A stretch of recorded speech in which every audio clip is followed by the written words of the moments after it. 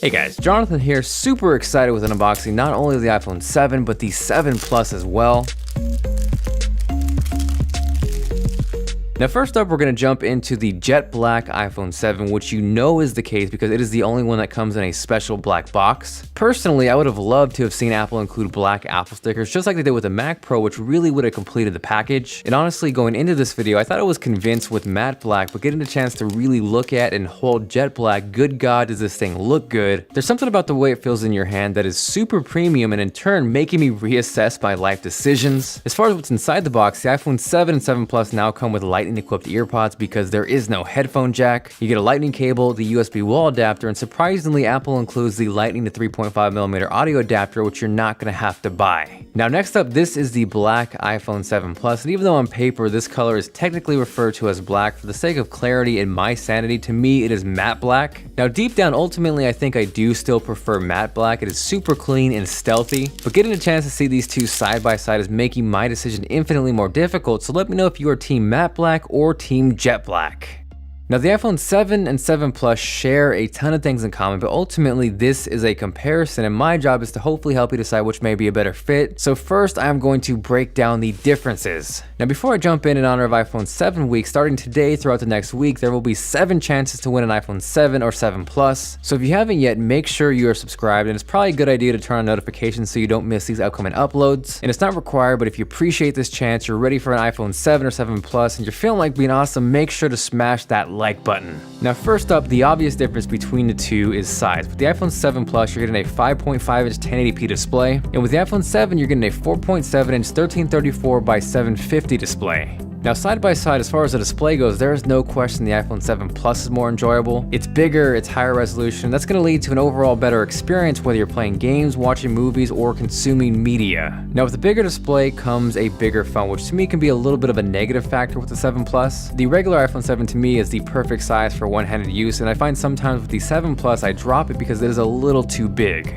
Now as far as performance goes, both the iPhone 7 and 7 Plus are rocking Apple's A10 Fusion chip. The difference between the two, however, is the iPhone 7 Plus has 3GB of RAM, whereas the regular iPhone 7 only has 2. In terms of sheer benchmarks, that extra gig of RAM really didn't lead to any extra performance, but as far as what that leads to in terms of real-world benefits, the iPhone 7 Plus is going to do a slightly better job at handling multitasking than the iPhone 7. Now aside from size and screen resolution, the other giant difference between the two are the cameras. Both are rocking that 12-megapixel rear camera action, but if you couldn't tell, the iPhone 7 Plus has 2 lenses. So with the iPhone 7 Plus, the way it works is you have a wide-angle lens combined with a telephoto lens. So what that means is you're able to go from 1 to 2 times zoom instantly just through hardware. You're able to push it to 10 times digitally, but the 1 to 2 times through hardware is really nice. These right here are shots that I took on the iPhone 7 Plus. First is the wide-angle lens, and this is what it looks like switching to the telephoto lens. Honestly, being able to have that extra focal length instantly is super clutch. You can see exactly how well it works, but I did notice the telephoto lens is not nearly as good in low light as the wide-angle lens. If you're outside or you have plenty of light, it is never going to be an issue, but where I noticed it getting a little grainy is inside where the light started to dip.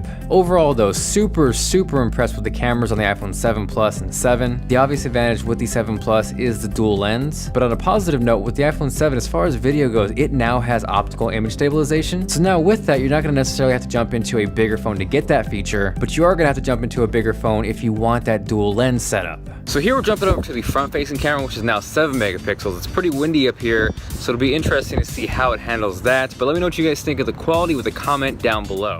Now jumping back into the similarities and really my overall impressions with the 7 and 7 Plus, I was really eager to test out the water resistance. So to test the water resistance, we are killing 2 birds with 1 stone. We got a little video test from the iPhone 7 Plus, and we're gonna dunk the iPhone 7, in this water. So, here we go.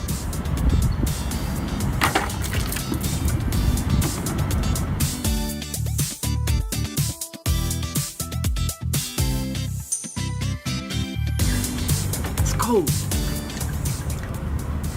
Shake it off, give the jet black a bath, and everything's good.